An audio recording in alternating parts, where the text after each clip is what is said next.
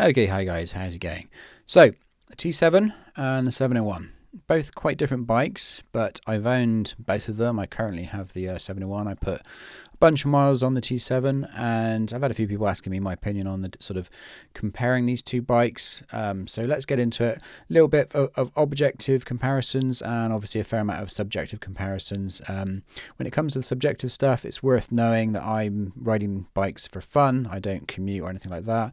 I get on the sort of byways and the TET stuff, the Trans Euro Trail that is, and I just ride bikes, for fun. I'm not a massively capable rider. I'm just, I give it a go and I'm enjoying it. And I've gone through a bunch of different bikes over the last 3 years trying to find the unicorn bike, and I'm enjoying still continuing to search. But anyway, that's a little bit about me. I'm not putting myself as any kind of expert on this. I'm just giving you my honest opinion on these bikes and how they compare. So let's get into it. So let's just look at these two things. Let's just flick back and forth.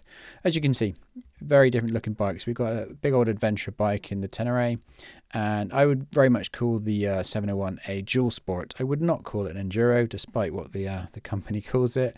If you actually ride this and then ride a proper enduro bike, you'll realize that they are very different creatures, in terms of weight and all the rest of it.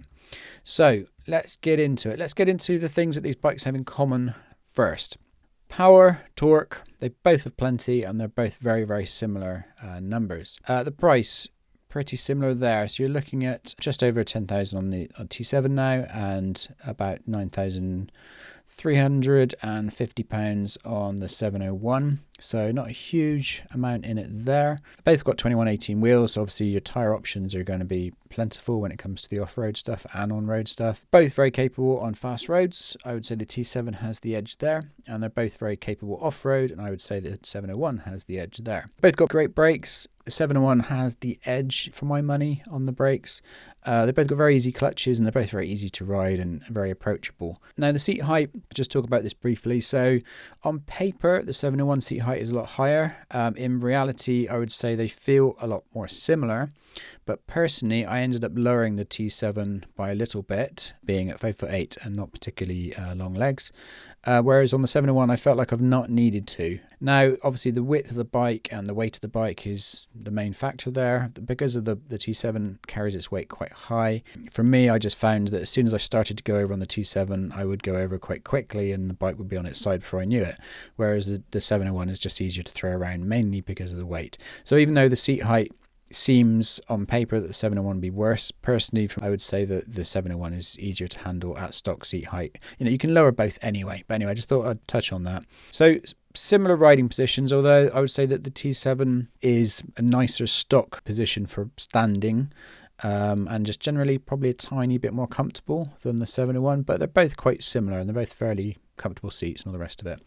They've both got decent suspension. 701 has the edge with longer travel and things like that. Both are well made and with decent components, and they've both got similar service intervals, although the T7 does have the edge there, because although the basic intervals are 6,000 miles roughly for both of them, the valve clearances need to be done on T7 at 40,000 kilometers, but at 10,000 kilometers on the 701. So you've got to do valve clearances and get into the engine sooner on the 701, but the general oil changes and all that kind of thing are very, very similar. Both reliable bikes by all accounts, by all sort of reports. They're both pretty reliable bikes, but the T7 does have the edge. That engine on the T7 is one of the most reliable engines you can get in a motorbike, in a modern motorbike, I believe. So worth bearing that in mind. But they're both reliable bikes, and I don't think you'd have to have too many problems with either of these, long-term ownership wise. And both are a lot of fun on and off-road, obviously. One last thing I'll say they both got in common.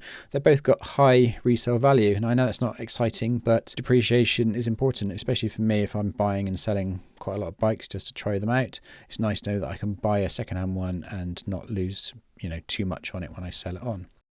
Okay, let's get into the strengths. Now, these are general strengths, but they're also strengths when I'm specifically comparing these two bikes. So start with the T7. So the T7, smooth engine with just lovely power delivery, really linear, very easy to manage. It's just an absolute gem of an engine. It really is.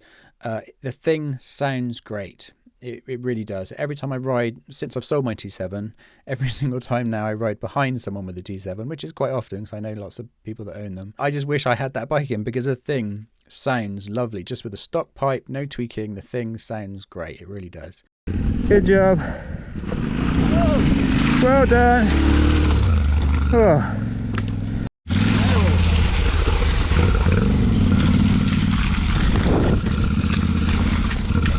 Okay, so the T7 also has better wind protection, obviously, for fast roads. Again, it's something you can easily tweak on the 701. The T7 looks great, in my opinion. It is a handsome-looking bike, very sort of modern, and has a real presence. The standing position, yeah, for riding is very nice. That you feel like you could stand up riding the T7 all day long on, for very long trails, and you wouldn't get tired. I find it was just a lovely low standing position out of the box. Didn't need to add risers or anything.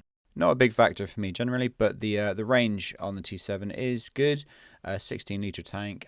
I've heard reports of sort of 200 miles plus on it. I never did the test myself, but yeah, the range is pretty significant on the T7. I'll mention that engine again because the engine is just the main strength of the T7, so it's worth being aware that engine is an absolute gem. It really is. Okay, so the 701 strengths.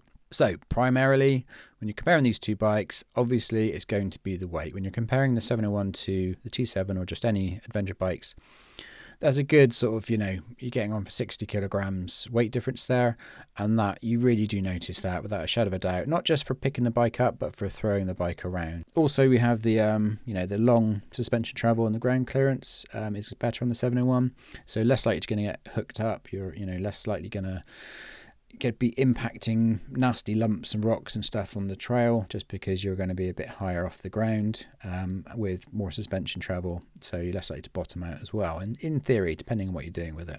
Yeah, so having the tank at the rear and having it sort of slung quite low, that definitely aids to the low center of gravity.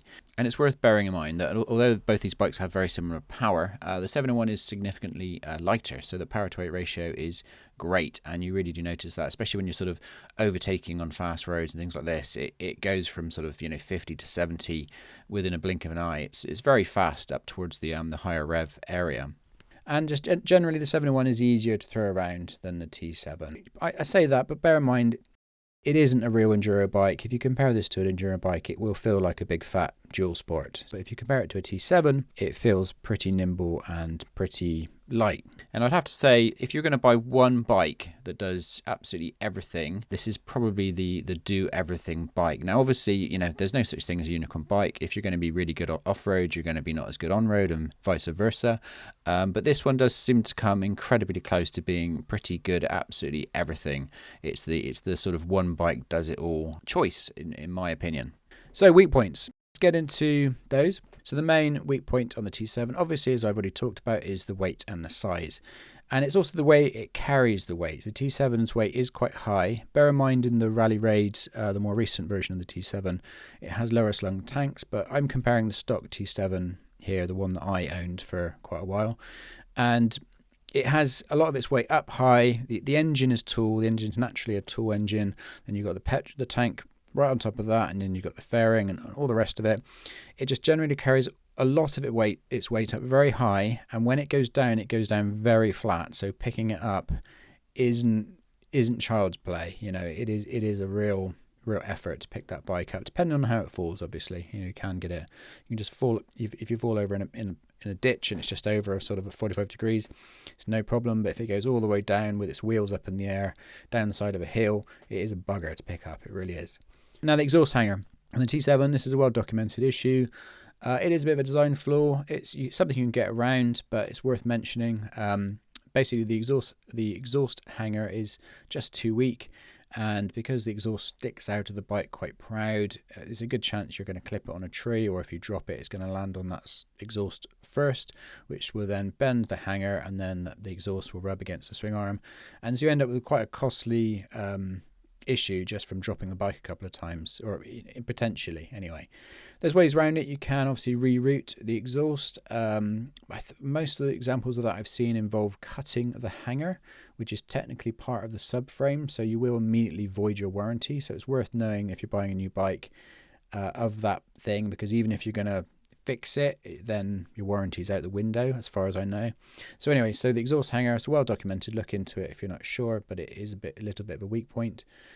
Ground clearance, as I mentioned earlier, Now, especially because for me, I did lower the bike, because being at 5'8" with not particularly long legs, I personally found that lowering it gave me a lot more confidence on the bike in the really, really slippy and steep conditions. And yeah, so obviously ground clearance it's not terrible. Like compared to other adventure bikes, it's actually pretty good. But compare it to proper dirt bikes, it's not great. And then when you lower it on top of that, it starts to get down a bit lower than than ideal. Now, a little nitpick, but I didn't particularly like the rear brake on the T7. I think the brakes overall were pretty good, especially the front one, but I didn't have a lot of feeling from the rear brake, so that's a little bit of a nitpick from me. And lastly, weak point that I found only my T7, some of the components did seem to rust quite quickly. Now, the wheels, the rims, the spokes, discs, everything seemed to rust very quickly on my brand new T7. It's something that I believe they will sort out in a warranty. But, it's worth knowing. I think overall the bike is well built and reliable, but some of the components I just thought that, they've cheapened out on a few bits here and there. Okay, so 701 weak points. Now, I would say the primary one is the low rev power delivery is not smooth. Now, I've tried to fix this with deleting the O2 sensor and a few other little things that I've tried. It's better than it was stock, but I would just say it's generally not good. Maybe it is just the nature of a giant big single thumper. The lower rev delivery is going to be a bit snatchy and not smooth. It's possible it's an inherent thing. I know there's other things I can try to smooth it out, but that's been my main criticism, is that I kind of feel like I have to rev the bike to make it smooth. It doesn't like to chug along in low revs. Next one, obviously no wind protection if you're on the fast roads, but again, that's fairly easy to fix. You can whack a screen on it, you can buy towers for these, so I wouldn't necessarily think that's a big thing, but again, we're talking about the stock bike, so I'm just giving you my opinion. This is a pretty minor niggle, I guess, but the exhaust, at least the stock exhaust, gets extremely hot. So bear that in mind. I've burnt myself on it a couple of times. It really does get absolutely roasting. If you had the bike fall on you and the exhaust was against skin, you would be in a lot of trouble. So yeah, certainly with the stock can, with the cat in it, the exhaust gets extremely hot on this bike. Last weak point on the 701, it does not sound good at all, especially when you're comparing it to, in my opinion, one of the loveliest sounding bikes, the T7. The 701 sounds like a bucket of bolts rattling around in a metal container. It does not sound good.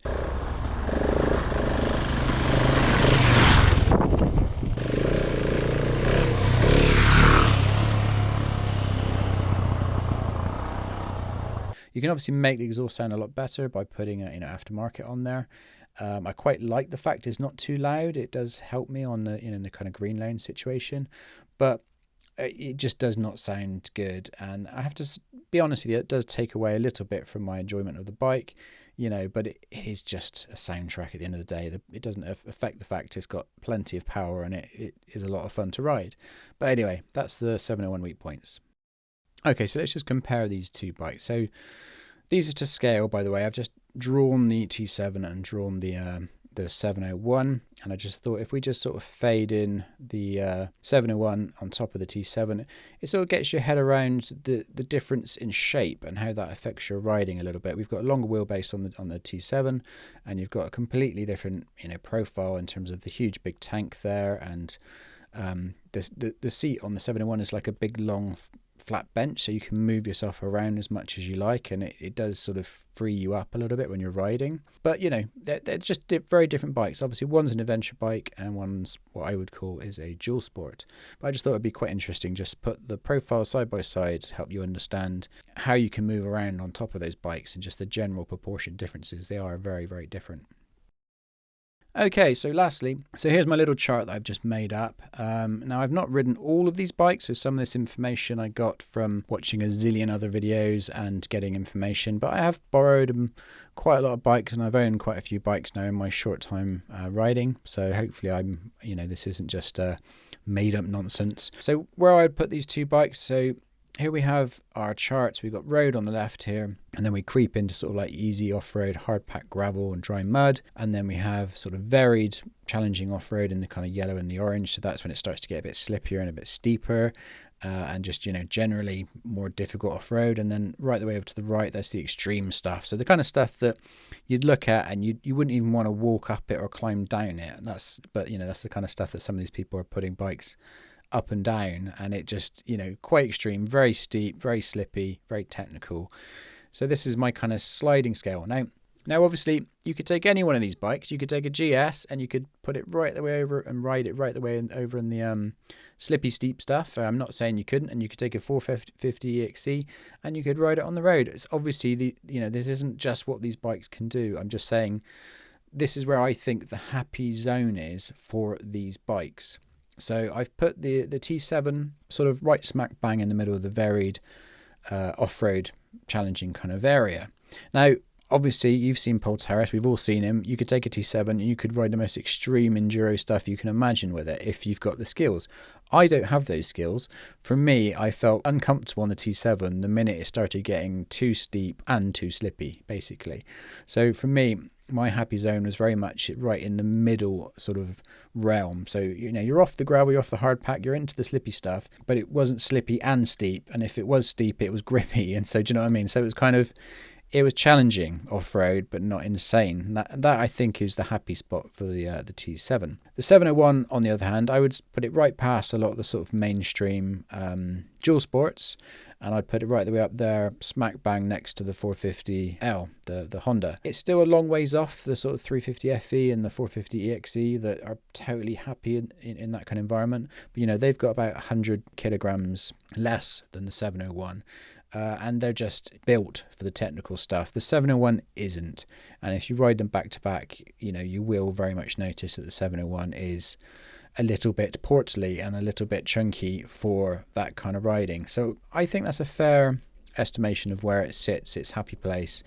It's creeping into the technical stuff, but it's not right the way in there. Definitely, compared to my 300L, it's definitely a lot more capable than that. To be fair, I'd probably take them both down the same sort of difficult levels of technical riding. Same with the DRZ that I had before. I'd take all these bikes in the same sort of area. But I think, obviously, the 701 is, with the right rider, is more capable, having better suspension with longer travel and all the rest of it, certainly than the 300L. I would take the 300L in the same sort of areas as I would the 701, but I would just ride the 300L a lot slower because I'd be worried about the suspension bottoming up and just dying on me, basically. So that's kind of why that's pushed back down towards a sort of in the middle area. Anyway, guys, so there you go. I hope that was all useful. Like I said, a lot of it's subjective, and I do not profess to be an expert.